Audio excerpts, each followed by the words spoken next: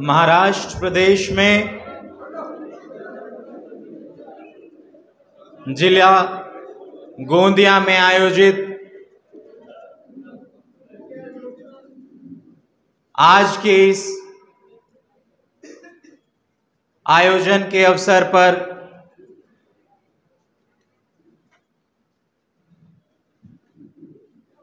अपनी बात की शुरुआत करने से पहले हम नमन करते हैं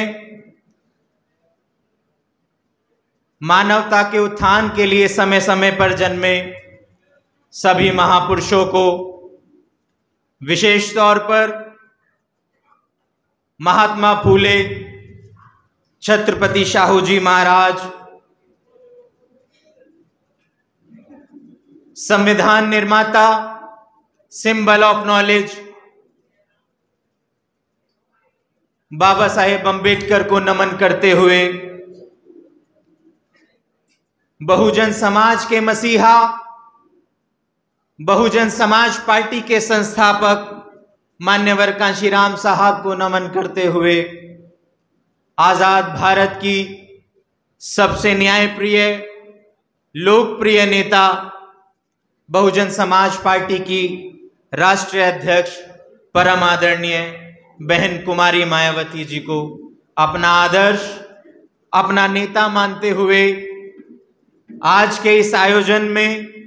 आज की इस मीटिंग में आपके बीच आए महाराष्ट्र प्रदेश के प्रदेश प्रभारी प्रमोद रैना जी, महाराष्ट्र प्रदेश के युवा प्रदेश अध्यक्ष एडवोकेट संदीप ताजने जी, प्रदेश प्रभारी सुनील डोंगरे जी, प्रदेश सचिव पंकज वासनिक जी, विजय डाहट जी, जिलाध्यक्ष गेड़ाम जी, लोकेश तुरकर जी, नरेंद्र मेश्राम जी, छोटू बोरकर जी, साथ ही साथ उमेश मेश्राम जी, राहुल मेश्राम जी एवं सम्मानित मंच, और विशेष तौर पर आभार व्यक्त करना चाहेंगे हमारे सामने मौजूद, अपनी पार्टी के लिए हमेशा मिशन मूवमेंट के लिए तैयार रहने वाले आप जैसे कार्यकर्ताओं का, वोटर्स का, सपोर्टर्स का मेरे नितिन सिंह की ओर से जय भीम। साथियों, महाराष्ट्र प्रदेश का जिला गोंदिया पूर्व में ऐसा नहीं रहा कि गोंदिया से पूरे महाराष्ट्र की तरह सदन में कोई सदस्य भेजा गया हो, लेकिन जैसा कि आशावादी पार्टी है, आशावादी विचारधारा के लोग हैं, हम कभी इस बात का अफसोस नहीं करेंगे कि हम ऐसा नहीं कर पाए, लेकिन हम इस बात का आकलन जरूर करेंगे कि जब महाराष्ट्र जैसे प्रदेश में, जहां से बाबा साहेब अम्बेडकर एवं महात्मा फूले, शाहू जी महाराज जैसे महापुरुषों ने जिस धरती पर जन्म लिया, ऐसे प्रदेश से क्यों हम कोई सदस्य सदन में केंद्रीय तौर पर या विधानसभा के तौर पर नहीं भेज पाए। साथियों,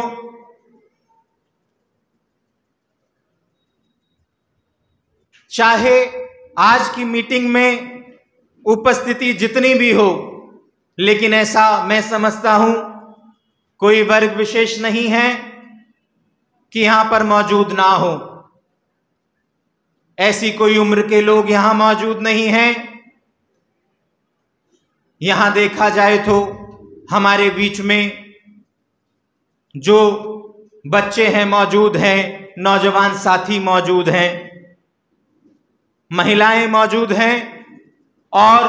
हमारे बुजुर्ग हमारे बीच मौजूद हैं। और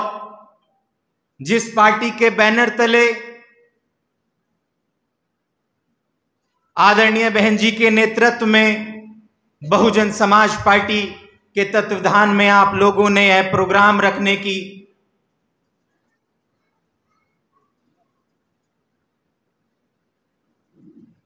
यहां प्रोग्राम आपके द्वारा रखा गया,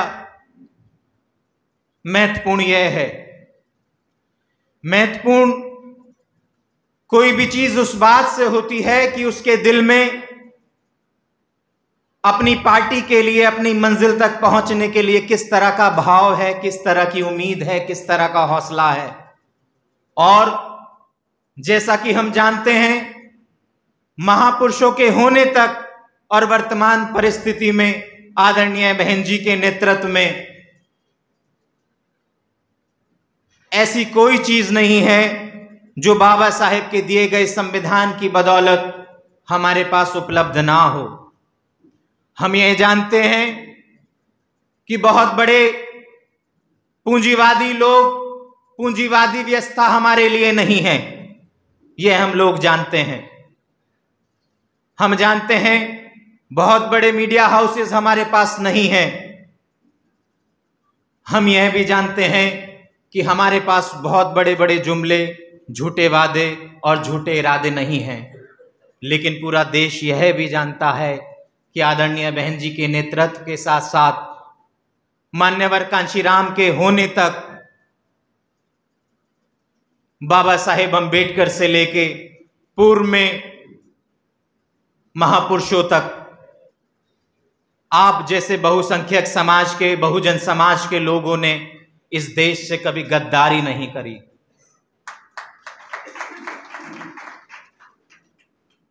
क्योंकि आपको जो महापुरुषों की बदौलत जो सीख मिलती है वह हमेशा से मानवता के लिए मिलती है। हम हमेशा से आपके बीच आते हैं, हम कभी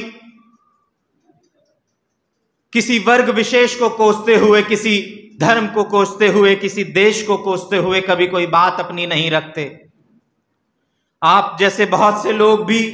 हैरत में होते होंगे कि बहुजन समाज पार्टी के लोग हमारे बीच में आते हैं, लेकिन ऐसे कोई लचीले भाषण हमारे बीच में नहीं देते जिससे बहुत ज्यादा माहौल बने। लेकिन आप लोग यह भी जानते हैं कि जब से बहुजन समाज पार्टी का गठन हुआ है तब से लेके आज तक आप लोगों ने हमेशा जो राजनीति की है वह इस बात पर की है कि आप लोग दूसरों को कैसे गिराया जाए इसकी राजनीति के पक्ष में ना आप रहे हैं, ना आपकी नेता रही हैं। आप लोगों ने या पदाधिकारियों के माध्यम से जब भी कोई बहुजन समाज में जाकर किसी मीटिंग में बात रखी जाती है तो मैं महापुरुषों के बताए गए रास्ते पर, महापुरुषों की विचारधारा पर चलकर आप लोगों को कैसे उठना है इस पर ज्यादा जोर दिया जाता है। और यकीन मानिए, बिना किसी पे गलत टिप्पणी करते हुए आदरणीय बहन जी जिस विचारधारा पे और फॉर्मेट पर चली, उन्होंने हमेशा ध्यान रखा ऐसे कैडराइज्ड लोगों को तैयार करने का जिनके पास टैलेंट हो, टाइम हो, टैलेंट हो, ट्रेजरी हो। हम लोगों ने हमेशा आपसे उम्मीद करी तो आपके किसी टाइम की, कुछ टाइम की उम्मीद करी, आपके थोड़े से टैलेंट की उम्मीद करी और आपसे थोड़ी सी ट्रेजरी की उम्मीद करी। और मात्र इन तीन चीजों के सहयोग से आपको फक्र करना चाहिए कि आपने वर्तमान परिस्थितियों में जो पार्टी आपके बीच चल रही है केंद्र सरकार के तौर पर या आपके प्रदेश में प्रदेश सरकार के तौर पर, इन सब से टक्कर लेने का अगर आप में मादा है तो यह बहुत बड़ी बात है इस देश में। और यह उदाहरण है उन लोगों के लिए कि जो हमें सिखाते हैं कि इस देश में राजनीति का प्रारूप यह है, तो उन लोगों को यह जान लेना चाहिए कि ऐसा नहीं है। अगर किसी को जीता जा सकता है और इस देश को, भारत देश को बुद्ध में बनाया जा सकता है, अंबेडकरवादी भारत देश बनाया जा सकता है, पूरे विश्व का, दुनिया का सबसे बेहतरीन देश बनाया जा सकता है, तो वह मानवता का संदेश लिए बहुजन समाज पार्टी के जो लोग आपके बीच आते हैं, इसके बलबूते पर भी बनाया जा सकता है। राजनीति शब्द भारत देश में जिस तरह से दिखाया गया, यह अलग बात है, हम इसके अंदर नहीं जाना चाहेंगे। लेकिन राजनीति शब्द जो बाबा साहेब अंबेडकर ने इस देश में सिखाया, कलम की बदौलत, मान्यवर साहब ने इस देश में सिखाया बहुसंख्यक समाज की बदौलत, और आदरणीय बहन जी ने इस देश को दिखाया डिसिप्लिन की बदौलत। यही देखते हुए बहुजन समाज पार्टी आज की इस विषम परिस्थिति में, इतनी विपरीत परिस्थिति में भी जस की तस डटी हुई है। आप लोग देखेंगे कि देश में जितने राज्य हैं, कश्मीर से लेकर कन्याकुमारी तक, महाराष्ट्र प्रदेश का भी आकलन कीजिए, बाबा साहेब अंबेडकर ने आपको संविधान की बदौलत पढ़ने लिखने का मौका दिया, और जो पढ़ लिख जाता है वह अपनी बात कहना सीख जाता है, वह अपने आने वाले भविष्य का आकलन करना जान जाता है, और आप लोग आकलन बखूबी कर सकते हैं, हम लोग यह बात जानते हैं। आकलन कीजिए कि कोई पार्टी प्रदेश के तौर पर चाहे उत्तर प्रदेश में राज कर चुकी हो, चाहे पंजाब में राज कर चुकी हो, चाहे राजस्थान मध्य प्रदेश में राज कर चुकी हो, लेकिन बहुजन समाज पार्टी को आप अलग रखिए और आकलन कीजिए कि एक ही विचारधारा की पार्टी जो है अधिकतम वही है, और राष्ट्रीय लेवल पे केंद्रीय तौर पर अगर कोई पार्टी है तो पहले नंबर पे वर्तमान में भाजपा हो गई है, दूसरे नंबर पे कांग्रेस हो गई है। और फक्र होता है हम इस बात को कहते हुए कि छोटे छोटे सहयोग से, छोटी छोटी मीटिंग से देश के सबसे बड़े समाज के गरीब लोगों द्वारा बनाई गई, देश के सबसे बड़े बहुसंख्यक समाज के मजलूम लोगों द्वारा बनाई गई, देश के अल्पसंख्यक लोगों के द्वारा बनाई गई यह पार्टी आज पूरे देश में देश की तीसरी सबसे बड़ी राष्ट्रीय पार्टी के तौर पर विराजमान है। मेरे साथियों, उत्तर प्रदेश का आकलन कीजिए। अगर मैं पार्टी का नाम भी लूं तो आपको जानना चाहिए कि समाजवाद कहा जाता है। एक ऐसा समाजवाद जिसमें आप जैसे समाज के लोग, जो बहुसंख्यक समाज के लोग हैं, जब वह पार्टी सरकार चला के चली जाती है तो सामाजिक परिवर्तन का नामो निशान नहीं रह जाता। अगर बिहार की बात करी जाए तो उसी समाजवाद पे चलने वाली पार्टियां जब चली जाती हैं तो समाजवाद सामाजिक परिवर्तन पे जरा सी भी चोट नहीं कर पाती। और अगर आम आदमी की बात करी जाए तो ऐसे आम आदमी किस प्रकार के होते हैं इस देश में, जिनकी बहुत बड़ी बड़ी यूनिवर्सिटीज होती हैं। ऐसे आम आदमी किस प्रकार के होते हैं कि जो दलित, पिछड़े और अल्पसंख्यक समाज के बिना होते हैं। ऐसे आम आदमी कौन से होते हैं, यह आपको आकलन करना पड़ेगा। लेकिन भले ही आप अपने आप को पहचानते ना हो, जानते ना हो, लेकिन पदाधिकारी कैडराइज्ड होता है, हमारी एक जिम्मेवारी होती है। और सबसे महत्वपूर्ण बात यह है, सबसे ज्यादा रिसर्च करने वाली बात यह है कि पदाधिकारी कैडराइज्ड होने के बावजूद बहुत जो हमारी आम जनता है वह इस देश में क्या लिटरेसी रेट है, क्या कितनी शिक्षित है, यह सब लोग जानते हैं कि क्या स्तर है इस देश में शिक्षा का। ऐसी स्थिति होने के बावजूद बहुसंख्यक समाज के जो गरीब लोग हैं उनका और बहुजन समाज पार्टी के बैनर का, उनकी नेता का, इनके बीच में पता नहीं क्या ऐसा चुंबकीय, क्या अविश्वसनीय ऐसा तालमेल है कि पदाधिकारी चाहे यहां हो चाहे वहां हो, चाहे किसी पोजीशन में हो चाहे ना हो, चाहे बहुत अच्छे अच्छे भाषण देते हो या ना देते हो, लेकिन एक विश्वास जो कायम है आप जैसी आम जनता का इस बैनर के साथ, अपनी नेता के साथ, यह पूरे देश में आपको कहीं नहीं देखने को मिलेगा। और यही आकलन यही आकलन उन जैसी गैर मानवता वाली पार्टियां और आरएसएस जैसे संगठन करते हैं कि दिन रात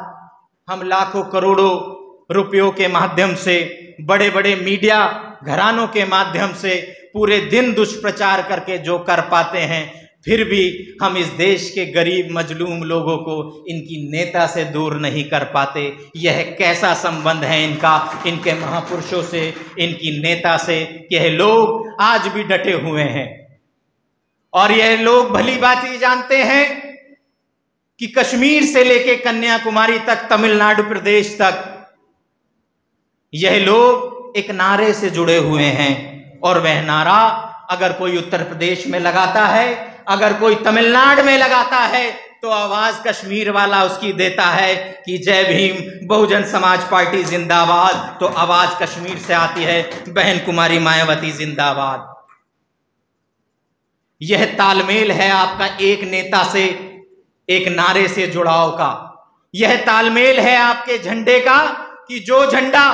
राष्ट्रीय लेवल पे आपका प्रतिनिधित्व करता है, अम्बेडकरवाद का प्रतिनिधित्व करता है, जय भीम का प्रतिनिधित्व करता है, वह कश्मीर से शुरू होता है और कन्याकुमारी तक रहता है। तो ऐसी क्या बात है कि हमें न उत्तर प्रदेश की कोई अन्य पार्टी राष्ट्रीय लेवल पर चैलेंज कर रही, ना पंजाब में कोई पार्टी राष्ट्रीय लेवल पर चैलेंज कर रही, ना राजस्थान में कर रही, लेकिन एक पार्टी है,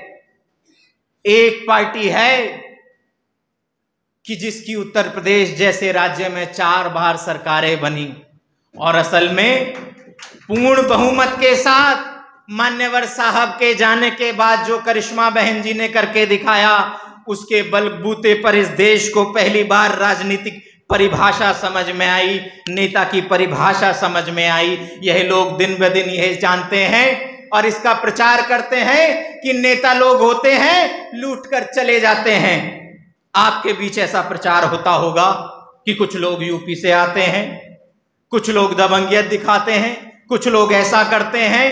हो सकत नहीं, ऐसे ऐसे जुमले आपके बीच में लाए जाते हैं। बहुजन समाज पार्टी का जो विचार है उसको कम करने के लिए बहुत सारे अन्य दल आपके महाराष्ट्र प्रदेश में भी बनाए जाते हैं, आपको स्वीकार करना चाहिए। यह इतना बड़ा जहाज है और इतनी सफर तय करके आया है और आज भी आपके साथ उम्मीद के साथ इस तरह है कि आप इसमें चढ़िए।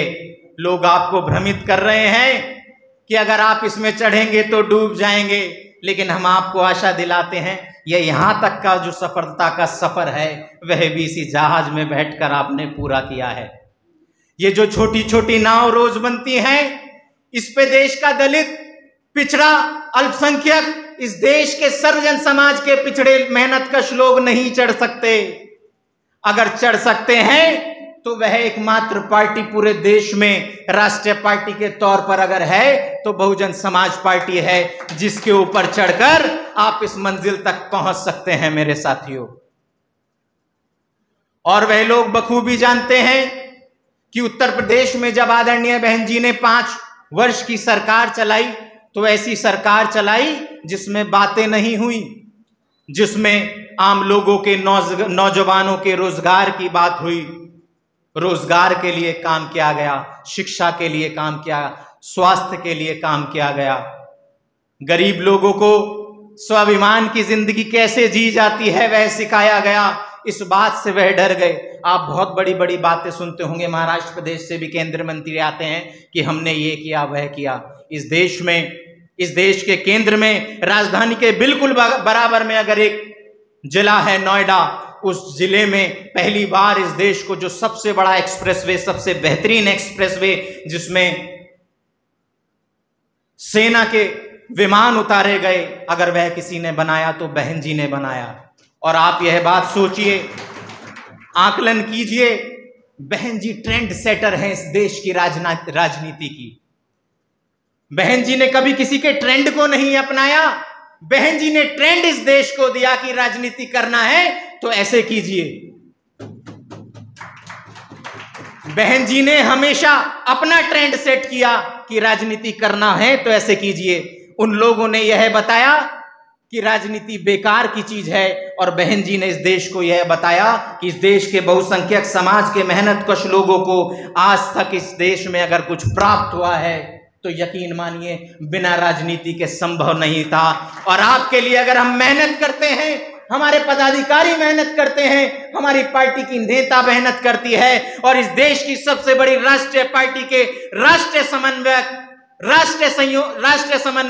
नेशनल कोऑर्डिनेटर 28 साल की उम्र में अगर पूरे देश में जाकर घूमते हैं और प्रचार करते हैं तो यह दावा करना चाहते हैं कि यह देश, इस देश की सबसे बड़ी राष्ट्रीय पार्टी के अगर हम कोऑर्डिनेटर हैं तो जान लेना चाहिए अन्य पार्टियों को कि युवा भी बहन जी के साथ कंधे से कंधा मिलाकर आपके बीच मैदान में उतरा पड़ा है, ना कि घरों में युवा बैठेगा। युवा भी आपके बीच में आएगा और युवा के साथ मिलते हुए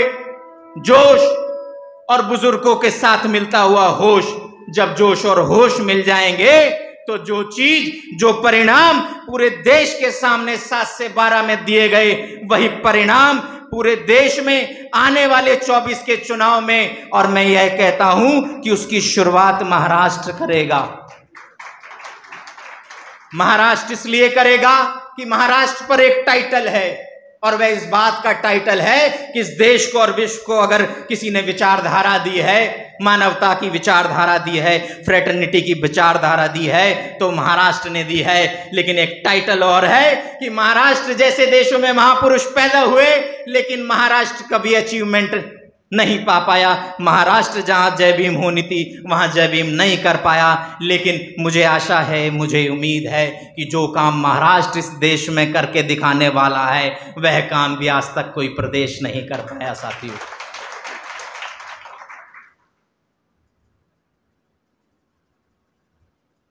आपके बीच आने में कुछ समय बाद चुनाव हैं,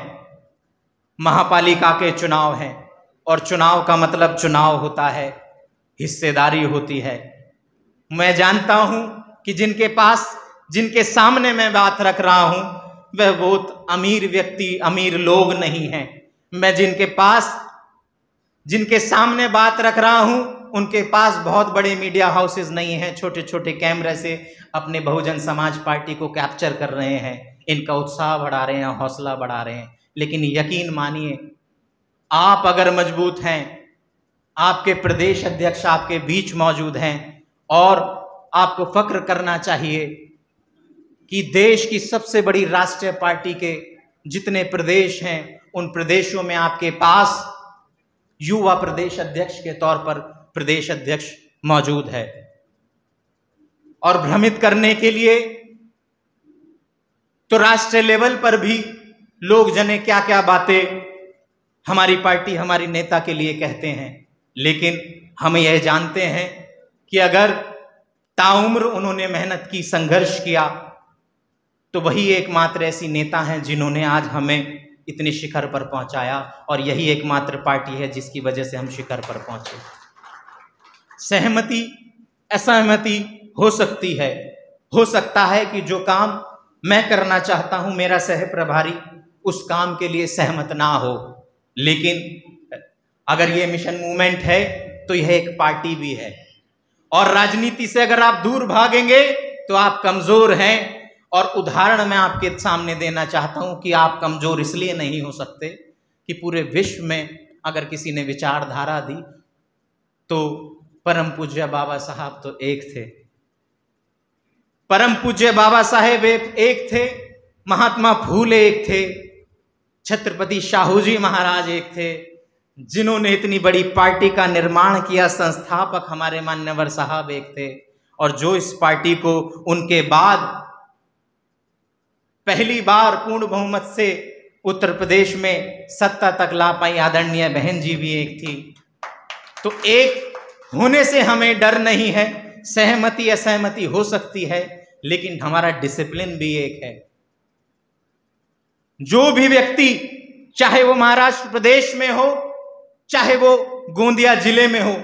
अगर वह अपनी असहमति सबके सामने गलत तरीके से दर्ज कराता है तो वह सवाल उठाता है अपने आप पर, अपने बैनर पर, अपनी नेता पर, अपने आने वाले भविष्य पर, और वह उदाहरण पेश करता है अन्य ऐसी पार्टियों की तरह जो छोटे छोटे टुकड़ों में टूटकर आज भी आपका नुकसान कर रहे हैं, उदाहरण पेश करते हैं। लेकिन किसी भी परिस्थिति में डिसिप्लिन को मेन तरह से मानते हुए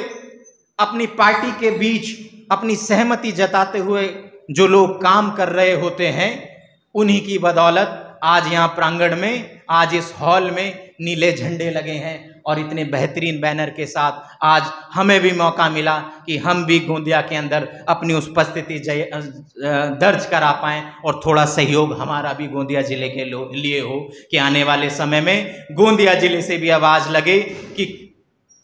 बहुजन समाज पार्टी जिंदाबाद जिंदाबाद जिंदाबाद। आदरणीय बहन जी, आप संघर्ष करो, हम आपके साथ हैं।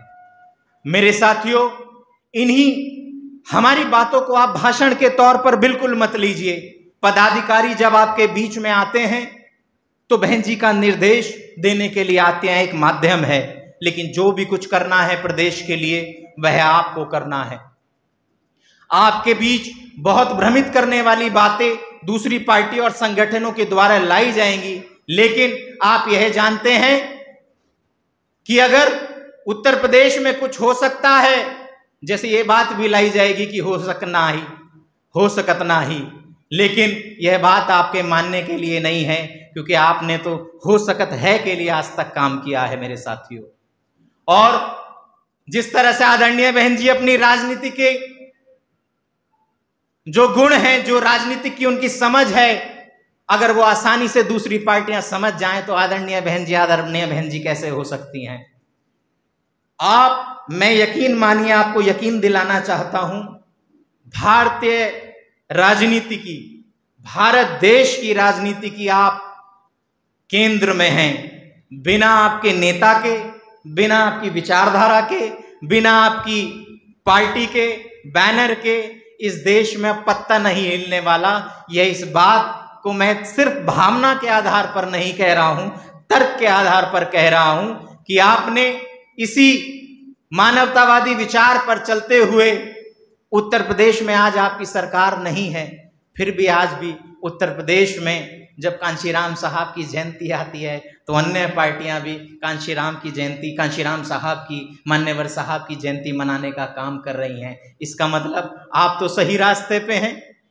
बाबा साहेब अंबेडकर जब जीवित थे, बाबा साहेब अंबेडकर के किसी ने पोस्टर नहीं लगाए, भ्रमित किया